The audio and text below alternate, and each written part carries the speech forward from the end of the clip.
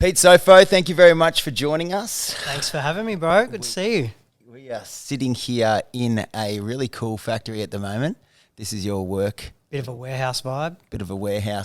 Takes me back to the rave days. Takes me back to the rave days too.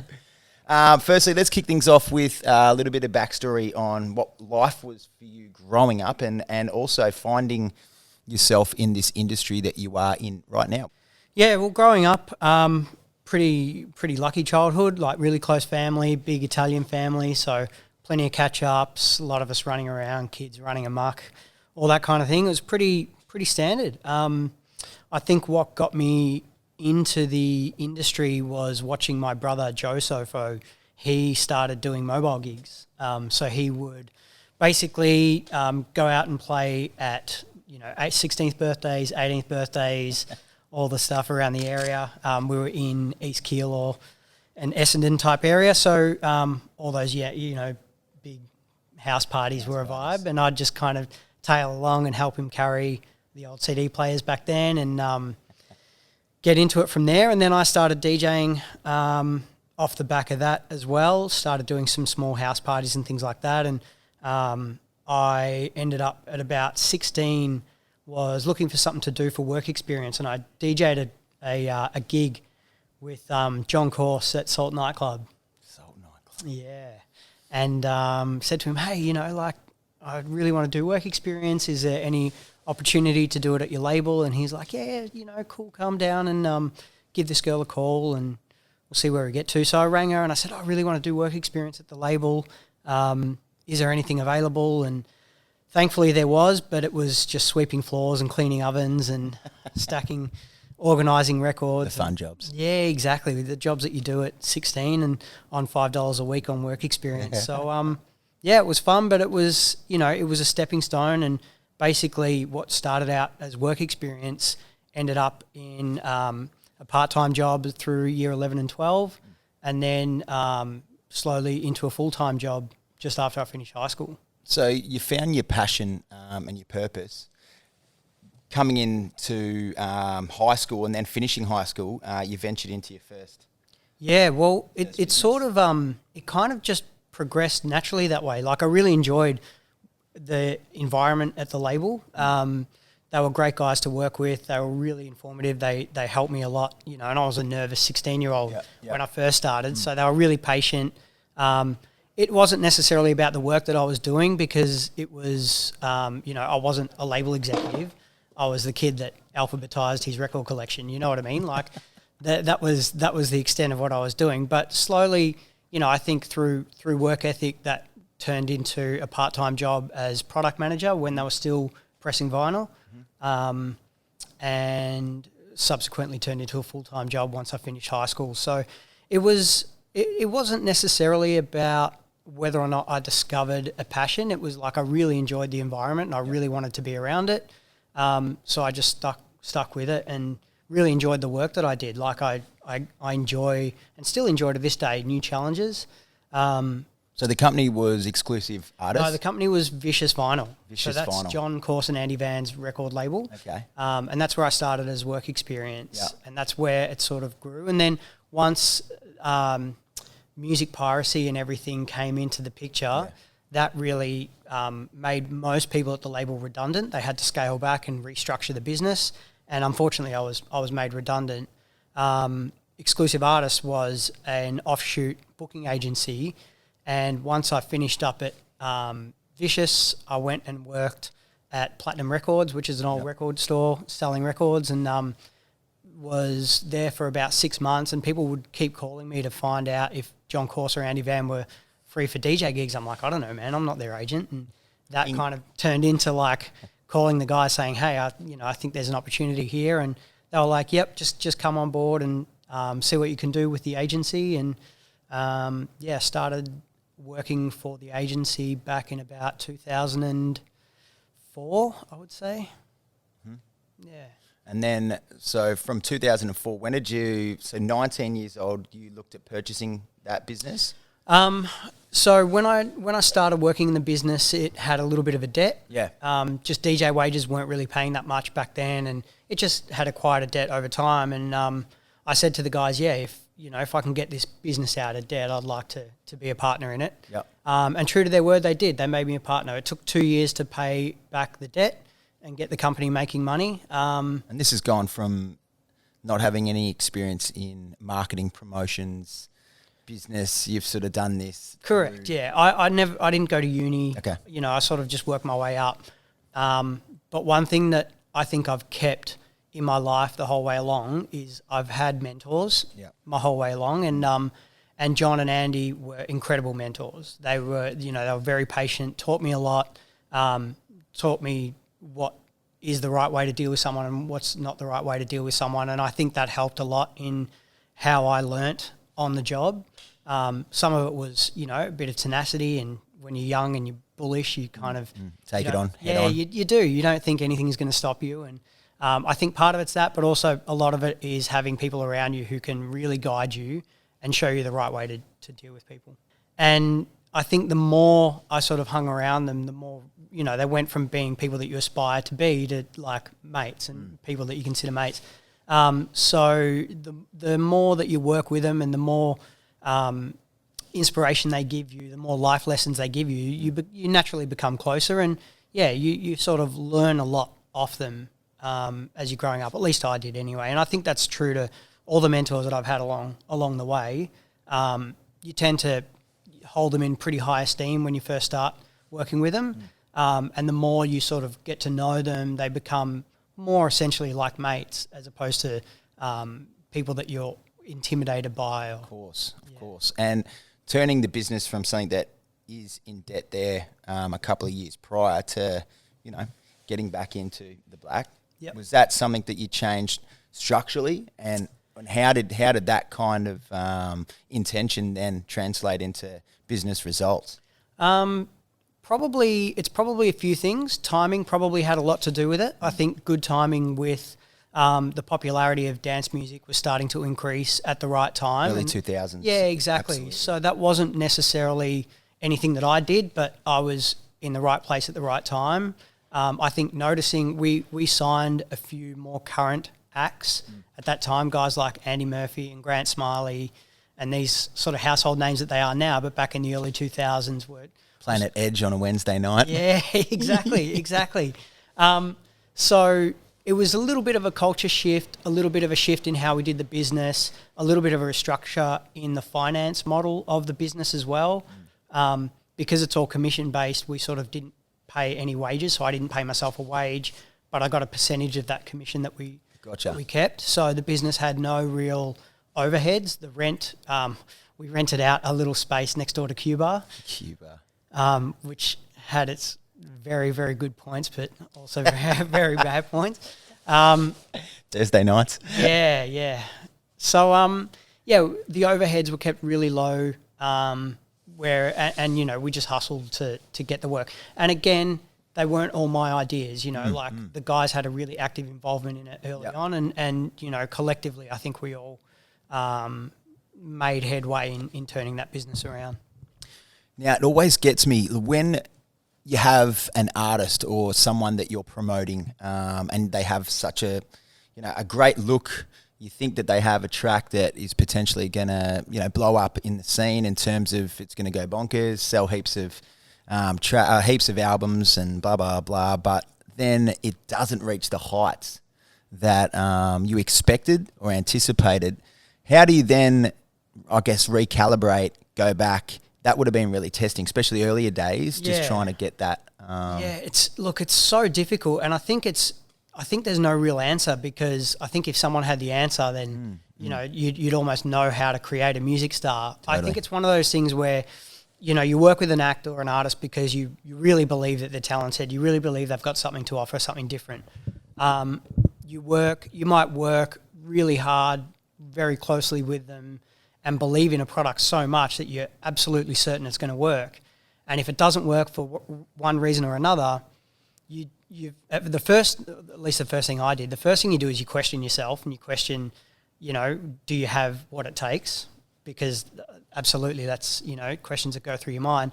And then you kind of get past that initial self-doubt, and you go, okay, well, what do I need to do to turn this around? And, I think it's one of those things where you can't stop. You know what I mean? You can't just go, well, I tried it, it didn't work, it's never going to work, just throw it in the bin. I think you need to keep paddling no matter what stage you're at. And, you know, you've got to try and avoid the pitfalls if you can. It's much easier said than done, of comparing yourself to other people and to other artists, and comparing where you're at as either an agent or a manager or an artist compared to where someone at their height is at as an artist. We spoke about that before we clicked play about, you know, understanding if your day one is here, don't compare it to someone on day 1,000. And it's much easier said than done, but it's a real pitfall, and a real pitfall that you need to teach yourself to get out of. You know, like if something doesn't work, you know, it's demoralizing, and maybe the whole kind of team gets a little bit deflated, but, you know, as a footy team, you kind of need to pick yourself back up and charge out in that last quarter and try and win the game. You know? Fast forward to 2012, and you've got you and your team now have got yourself 2 Aria Awards. Yeah. 2008, obviously with TV Rock. Flaunt It in 2012. Yes. Yeah, with Feenixpawl, and In My Mind. That would have to be one of those moments. Like, even hearing that now, is that almost makes you think why you're in the industry, and it reminds you of you know, all the hard work that you put in. It does. It's you know, like being one part of the team is an incredible experience. And I think, you know, look, I won't be shy about it. You know, everyone loves winning an award. There's like, you don't go into it saying I want to win an Aria, but if you are lucky enough to win one, it's a pretty incredible experience. And there is some sort of validation in it.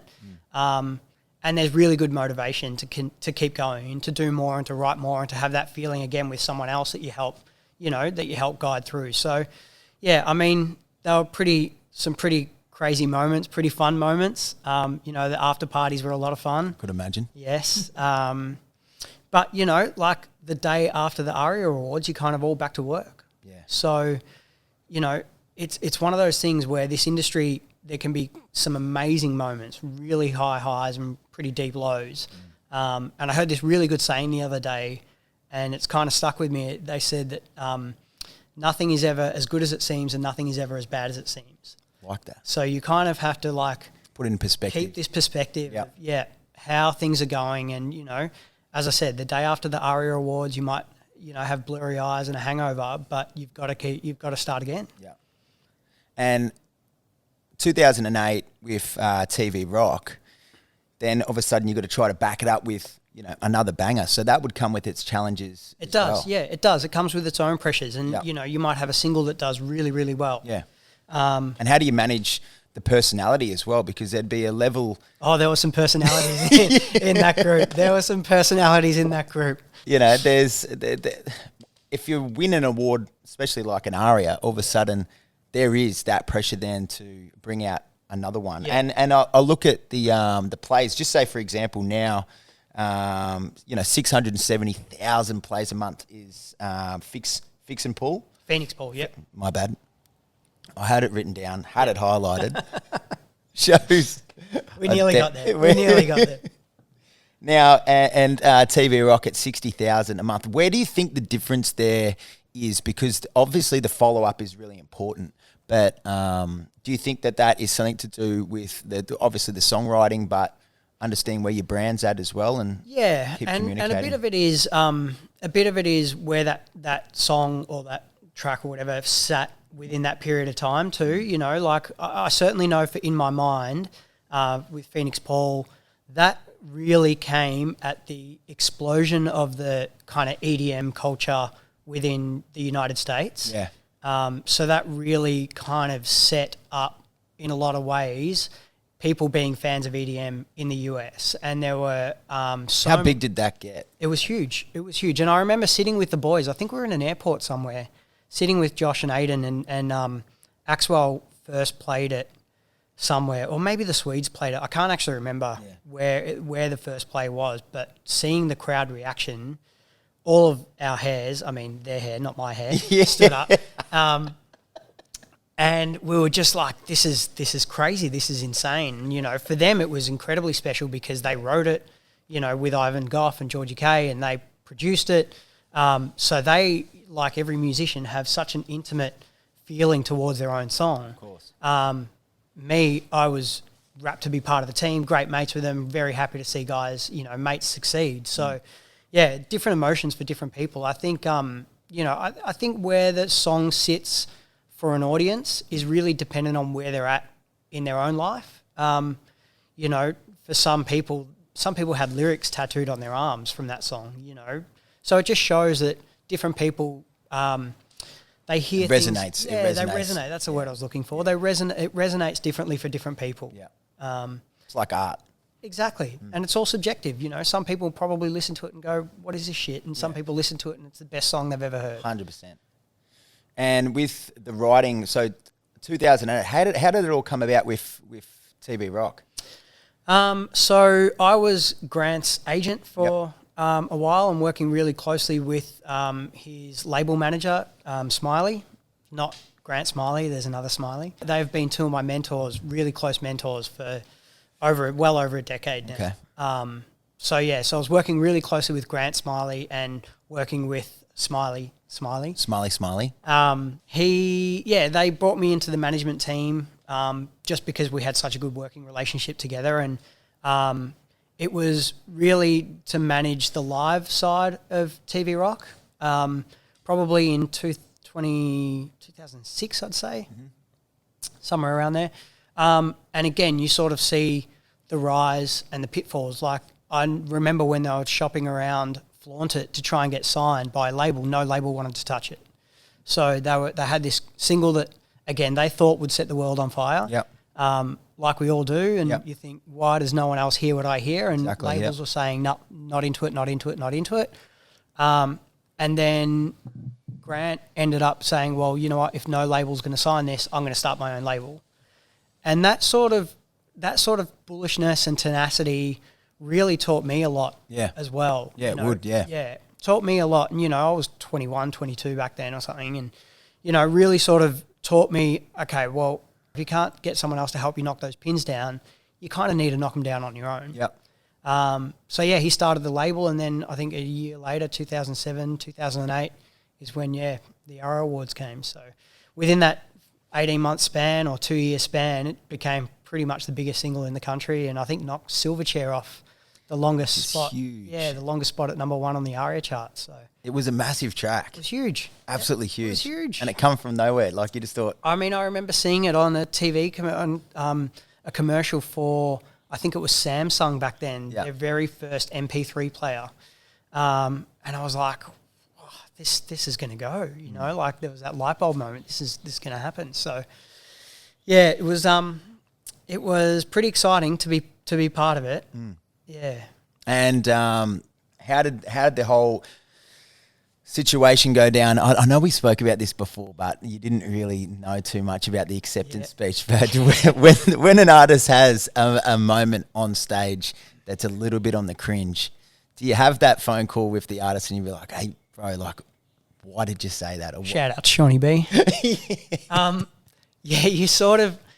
Because there was a moment there at the Aria, Shawnee jumped up and said something about all the sexy mamas out there, and you know, it was a little bit of the cringe. Without sounding too diplomatic about it, if I don't remember it vividly, so it couldn't have been that bad if I don't remember it vividly. So, but it sort of comes back to the relationship that you have with your artist. I think if you're on a good enough relationship to sort of call them up and say, bro, that was shit, what are you doing? Or, you know, don't ever do that again or something. You know, you've got to have that personal connection. It's going to really tarnish your brand here. Yeah. Careful. You know, like the management-artist relationship is such a personal relationship. Like it is, you are like, sometimes they're confident, you're sometimes they're psych, you're sometimes they're, you know. Many hats. Career advisor, like and a lot of the times you're not really trained to be that. But one thing that you've got to be is you've got to be a good close mate, and you've got to have a great trust in each other. Yep. And if two people trust each other and you've got the ability to call them and say, hey, mate, that was shit, don't ever do that again, the other person's going to trust your judgment and say, actually, you know what, I'll try and curb that in the next time I win an award. I'll try not to get up on stage and embarrass myself. And your negotiations, big part of a negotiation there with Ruby Rose overseas to get on to Orange is the New Black.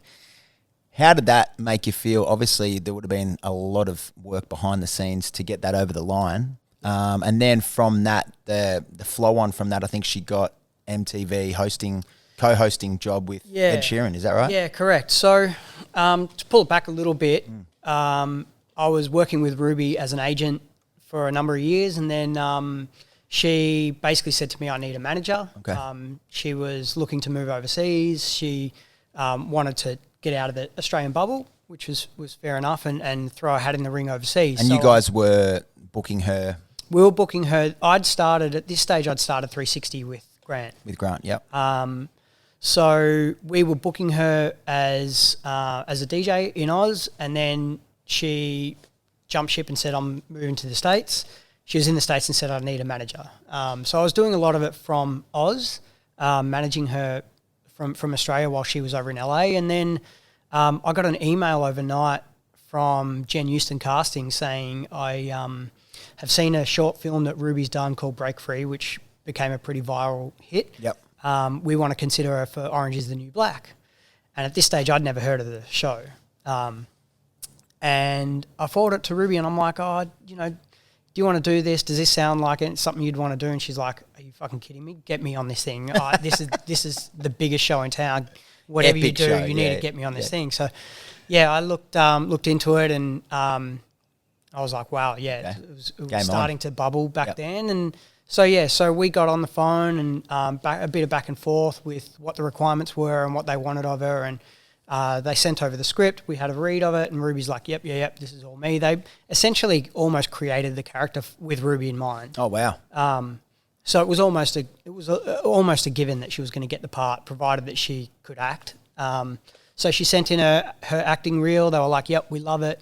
Can you get to New York City next week? And we were like, okay, well, let's make this happen. So, we had to be pretty quick and mobilise everything pretty quickly. And then she was in lockdown shooting for like 3 months after that, it all happened super quickly. Like, I was taking phone calls from New York City at, probably 5 a.m. in the morning to kind of hurry up the deal and to get all the things locked in. How long did it take? About 6 months, you're telling me? Yeah, more or less. From start to finish, more or less about 6 months. And but when it was go time, you had to mobilise super quickly. Did you have to go over there for a period? I did, yeah. I was in the States on and off for about 2 years. And this is after the first season that Ruby was on Orange is the New Black.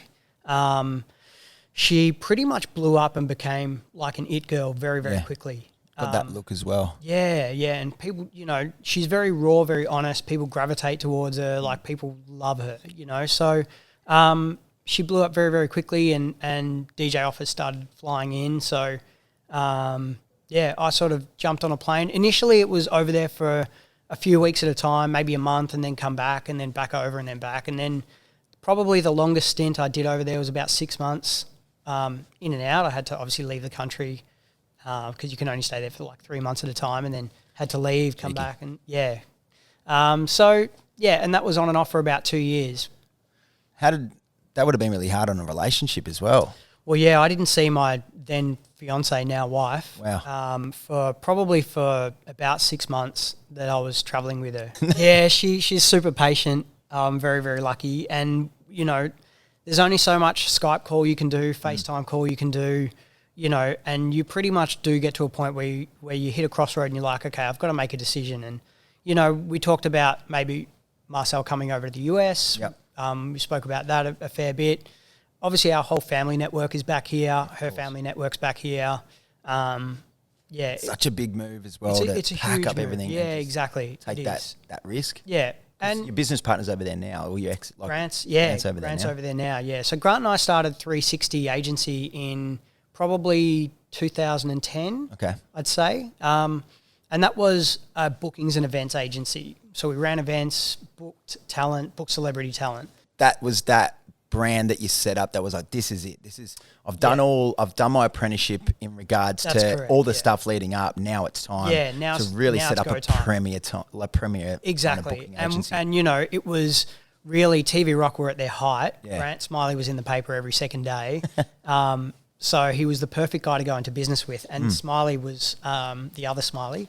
Smiley was the other partner. So, again, the three of us had a really good working relationship. Great resources, great team, good culture. Exactly, yeah. Knew how each other works really well, and everyone had a different skill set, which is super important, you know. So, yeah, we started that, and then that was a really good ride for 7 years, and then we ended up selling it, which was always the intention. Was it? Yeah, I think every business that you start, well, at least for me anyway, I have the intention of at some point tapping out, because I think that, you know, a business life will pretty much have a certain apex, a certain peak, and you really want to tap out at that peak if you can, because that's when it's at its most valuable. Of course. And then try and start something again.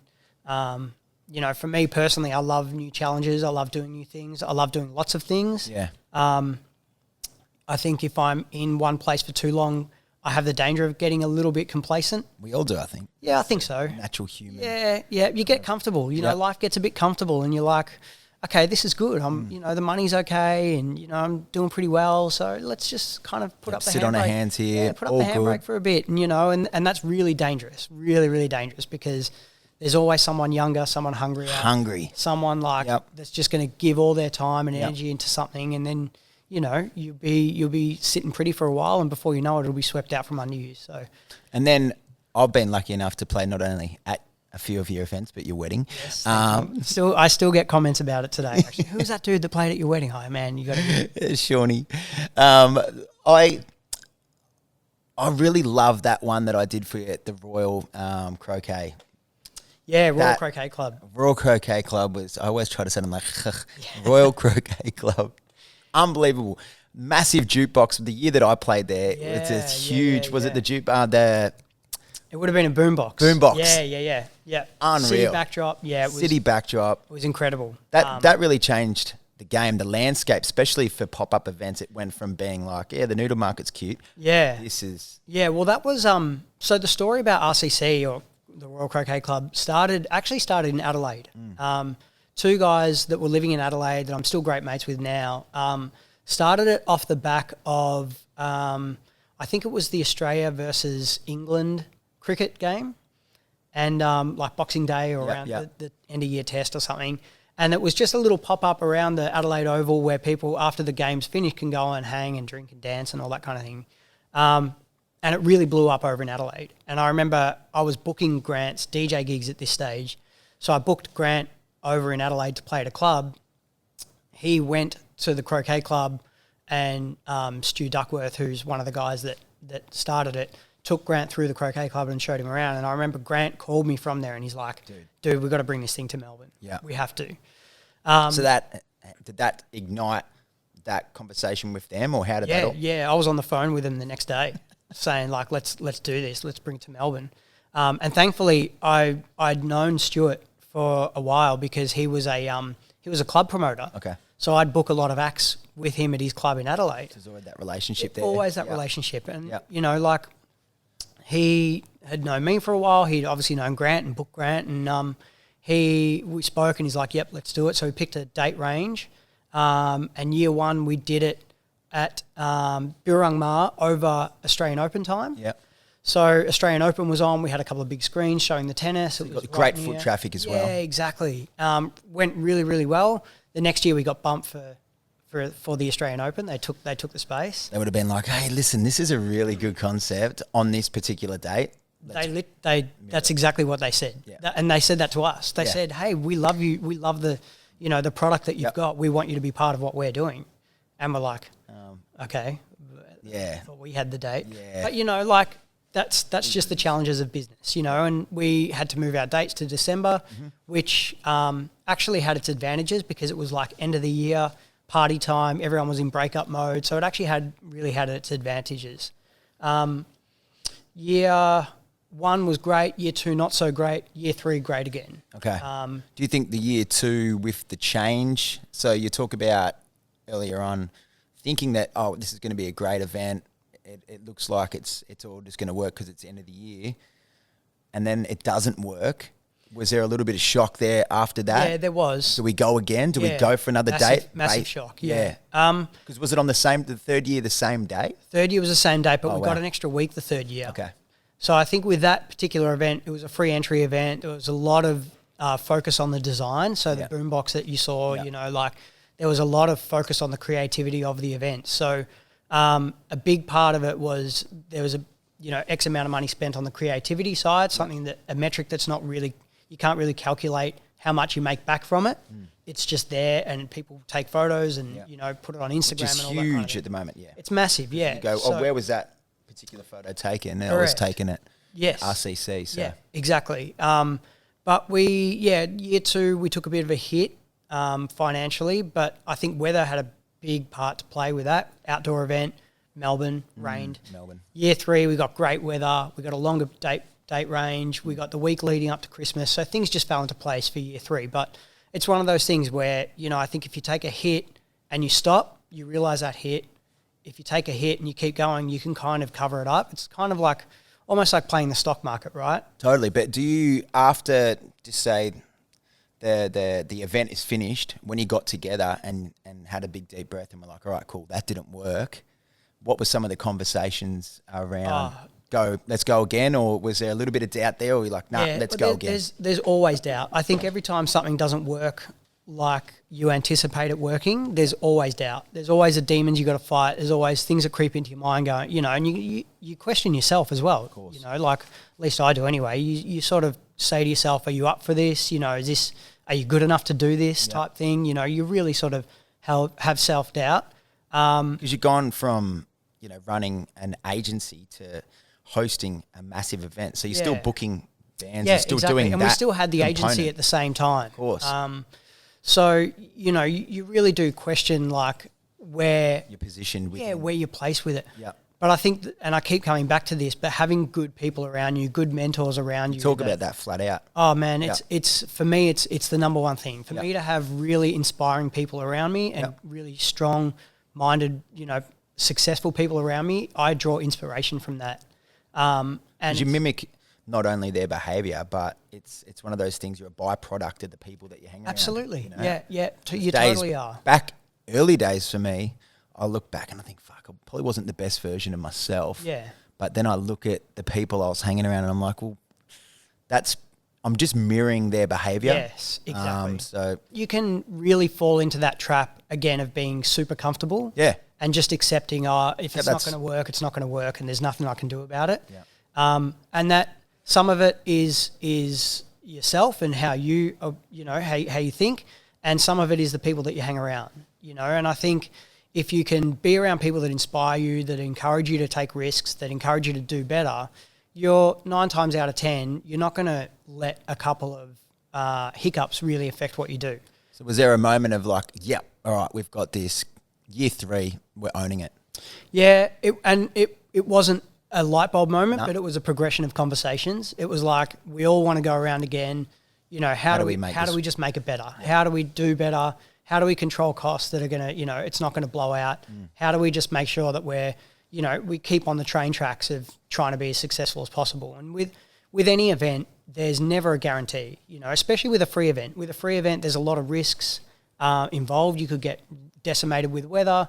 There could be, people that were running events during the COVID outbreak in early March and things like that. You're now looking at it going, well, there's something totally out of my control that's affected my event. Yep. How do we pivot now and replace ourselves in the market? Exactly. But, so there are variables, but there's a lot of things you can control, and you can control your costs and control what you do as far as, the things that you can control, you really keep a tight grip on them. And the things that are out of your control, you just, they are what they are, and they're gonna work themselves out one way or another. What would be one of the biggest bits of advice or do's and don'ts for someone to say, like myself, about to set up an event? To say, what would be some words of wisdom? Know exactly what you want to achieve out of it, and it can't just be money. You can't go into an event going, I want to make $100,000, because it doesn't happen. Know what you want to set up, have a 5-year plan at least, and say, okay, maybe after 5 years I want to build a brand so big that it's got some equity in it that I want to sell it. Gotcha. So like you that's talked about earlier on, you had a bit of an intention to set up a product with the mindset of we want to potentially offload this at its peak. yeah, exactly. Not so much about going, we're going to make 100,000 this year. No. Next year you lose, and then you're like, oh. Exactly, because it derails your plan. So, you know, like have big goals, but know how to get there in small steps. Gotcha, that's great. That's, you know, that's kind of the big thing that you need to keep in perspective, because everything is just a daily grind to get to where you want to get to.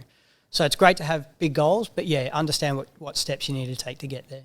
How important is, you know, maintaining positive relationships and networks to then get future endeavours and future business prospects? Yeah, relationships are everything. Yeah. Relationships are absolutely everything. And I remember there's one thing that Smiley told me when I first met him. I was probably 16 or 17, working at the label that we spoke about earlier on work experience at Vicious. He came down to Melbourne. 16-year-old Verge. Yeah, exactly.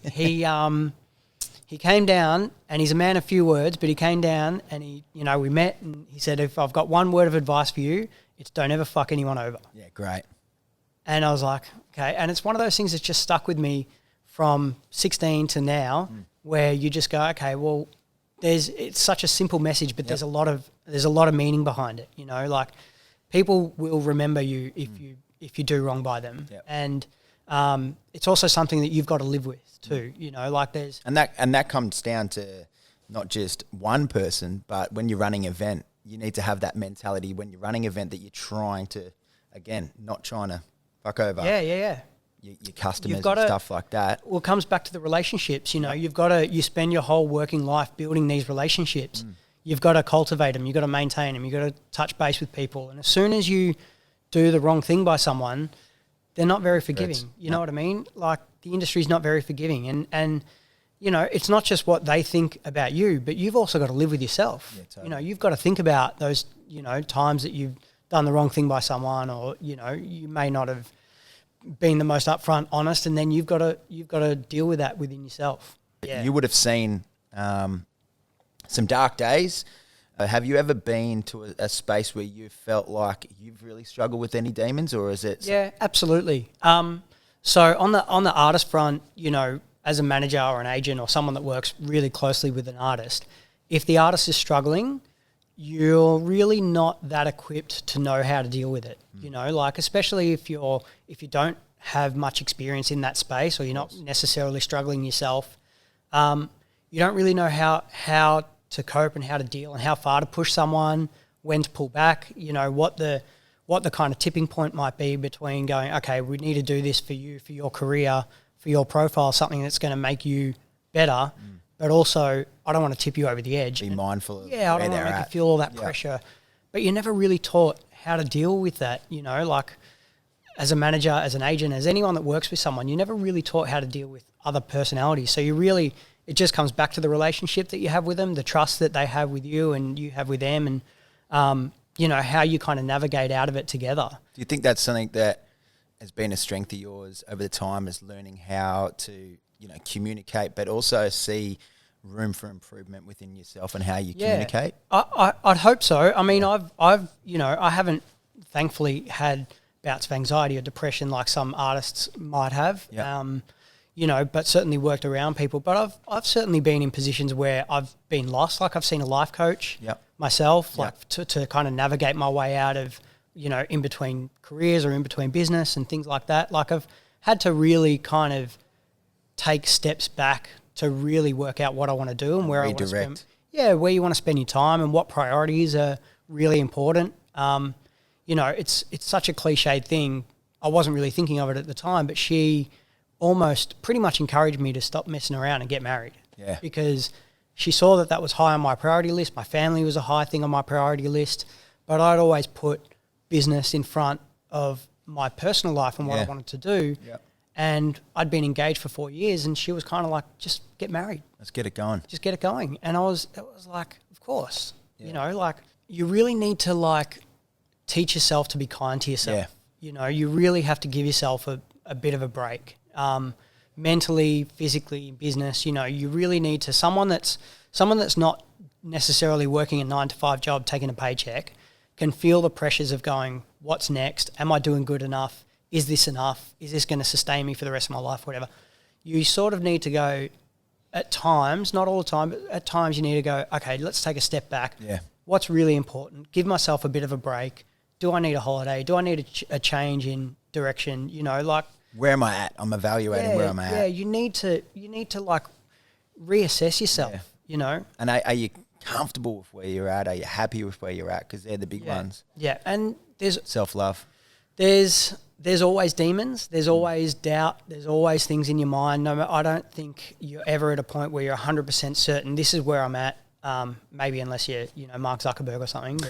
But, even watching Michael Jordan, you can see that. I've been watching his documentary, The Last Dance, which has been such an eye-opener. The last episode I watched, he was talking about sitting in his hotel room, and he said, if I had have known that all this fame would lead to this, well, I wouldn't have taken it. Yeah. He was sitting in a hotel room by himself, couldn't leave the place. So you really feel for the guy. Fame brings up its own challenges as well. Like some people look at fame like that's exactly where I want to get to. I need to be famous. I want to be, I want to be successful. They equate fame to success, and it's not necessarily the case. And it's why you see a lot of people who are really famous really battle, because it can be quite an insular life. Like it can be really, really kind of solo, especially if you're touring. If you're on tour on your own, you don't have a mate with you. Yeah. If you're traveling the world, you're going to have dinners with promoters that you don't really know. And while the photo you might see on Instagram looks amazing because you're playing in front of 5,000, 10,000, 50,000 people, what you don't see are the 3 hours in the hotel room you spent on your own, calling your wife back home or your friends back home saying, hey, what's going on? We're all catching up for a birthday. I wish you were here. Oh, I'm sorry. Like the little things you miss out on. Yeah, exactly. And some people really, put a deal of importance in that stuff. Some people don't. So everyone navigates their own path differently, but it can be a really lonely place, the road, when you're, when you're not really that equipped for it, which is where demons, mental demons really can sneak in. And they can creep in. Yeah. If you were to say you won an Aria Award. Jeez. And you were to go up there, I didn't give you any sort of nudge of this question coming, but if you were to accept an Aria Award, who are some of the people you would thank? Oh, jeez. Question without notice. I know, I didn't give you much notice on this one. Is there a few people that you'd thank? I think you'd have to thank your wife because you'd be murdered if you Absolutely. didn't. So that's the first one. My wife's a big part of obviously where we're at. Who would I thank? Probably the three main mentors in my life, and again, I'll come back to the mentors. Grant Smiley, who started a business with, still great mates today, taught me a lot about tenacity and being bullish and, backing yourself. He taught me a lot about backing yourself. Which I love that. He's incredibly driven. His work ethic is 10 out of 10. You can't fault him. And it shows. He's very successful now. Smiley is the other guy. Yeah. I actually I need to see this. You need to meet him. He was at my wedding, actually. I need to see Smiley.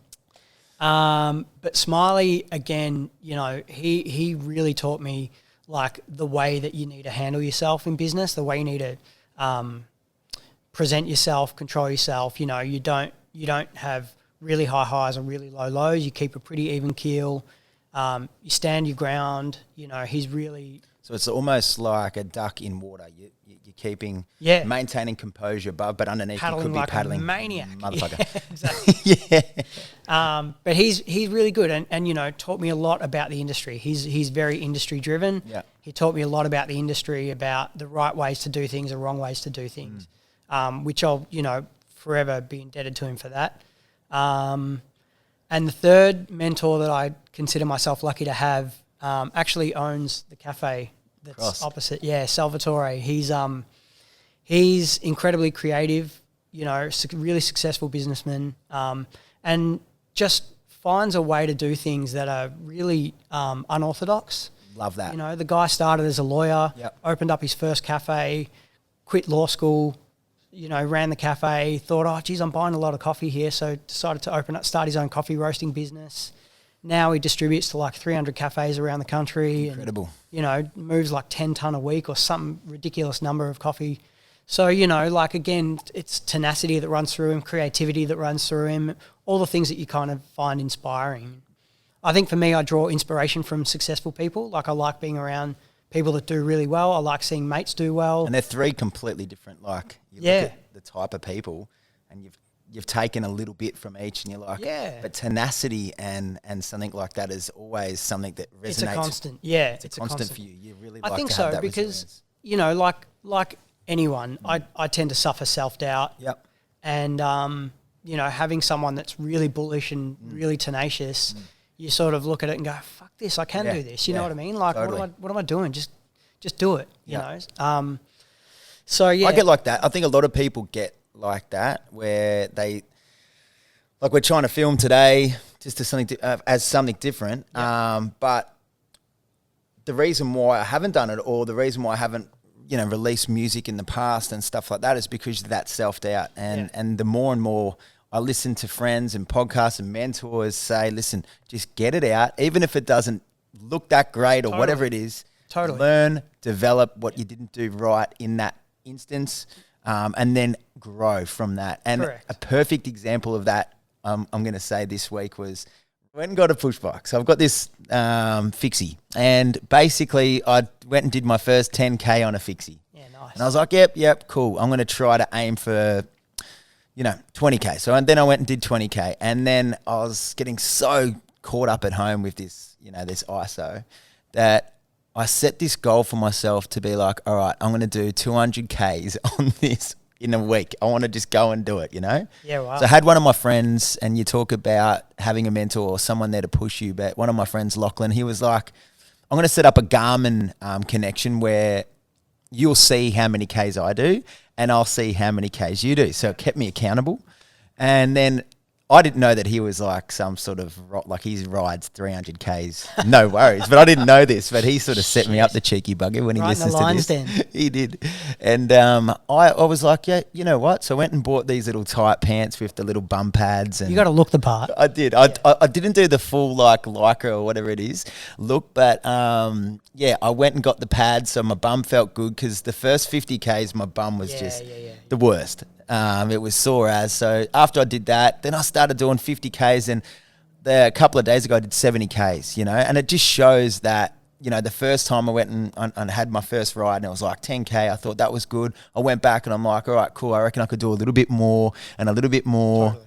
So listening to you, how we pull this back, listening to you, it just seems like, how do I then redevelop, learn from my mistakes, and then keep going again? Well, I think I feel like there's a constant in both stories. You know, I feel like the constant is you don't necessarily need to feel the pressure to do it on your own. Yeah. You know, you've got people around you. People are willing to help. So true. And this is why I'm such a fan of paying it forward, because what Lachlan is for you riding a bike, you might be for someone else wanting to sing wanting to play guitar or wanting to get into music. Yeah. You know what I mean? So you paying it forward is going to be everything for them. Even though it might not be much for you, it's going to be everything for them. And that's why I'm such a fan of it, because I think, you know, everybody feels like they need to do, you know, everybody feels like they need to do this off their own back. Yeah. And if they're not going to do it, no one else is going to do it for them. And that might be true in some cases, but 99% of the time, you've got people that are willing to help. Totally. You've got people that want to, you know, help out with whatever deficiencies you might have. And, you know, sometimes they enjoy it. Most of the times they enjoy it and get a kick out of it. And, yeah, I don't think there necessarily needs to be a great pressure about doing it all on your own. I think reaching out for help is essential. Yep. You know, guys are notorious for maybe not asking for help as much as we should. Totally. And that was a big part of me setting up this podcast. I was of the opinion that we have lost that sense of tribe. And communicating our stories and some things that we do good and some things we can improve on, but having that vulnerability to be able to say, all right, I didn't do that great, and someone else hearing that story and going, oh, that's like me, I haven't done that before. There's a sense of power to that. Correct, and it's kind of like music, right? Music, some people are going to resonate with one song because it means something to them. They might be going through something in their life at that period of time, and they hear one lyric in a song and they're like, oh my God, this is the best thing ever. You know, other people might take one listen and go, what is this shit? I'm never putting this on again, you know? So it's subjective, and people will hear what they want to hear depending on where they're at in, you know, at the time of their life. And, you know, again, you sort of need to you need to be able, you need to, let me start again. Start again. Yeah, rewind that. You need to draw on your own strength to reach out for help. You know, I think it takes a lot of courage to reach out for help, a lot of courage to say, hey, I'm struggling with something, I'm struggling with this, can you help me out? And 9.5 times out of 10, someone will. Totally. And on the flip side of that, when you are taking that information and someone does reach out for your ears, to just make sure you listen as well. And you don't always have to have the answer as such. Yeah, absolutely. Just being... Sometimes just talking something out with someone is, you know, like some people come to me and ask just for general advice on their small business. I'm not a small business planner. I don't know, you know, I never went to uni or did anything like that. But, you know, like you sit with them, you listen to them, you talk about things maybe from a different perspective. And if you give them half an hour of your time or an hour of your time... They might walk away with something to be like, I didn't think of that you know, light bulb, man. And I've had a lot of that happen for me. Like a lot of people have taken time out of their day to talk to me about it. And I've talked to other people about theirs. So, you know, like it's a community that you sort of try and build and be a part of at the same time. What a way to finish. What a way. Well, mate, thank you very much for joining me on this podcast. When you said that you would do the potty with me, I was bloody stoked. Oh, mate, thanks for asking me. I'm very, very honoured. Thank you very much. And everyone who's tuned in today, thank you very much for listening. If you want to check out more, make sure you hit Seani and Friends, hit subscribe, hit follow. That would be fantastic. But this is us over and out. Thank you very much, Pete. Take care. Thank you. All right, bye.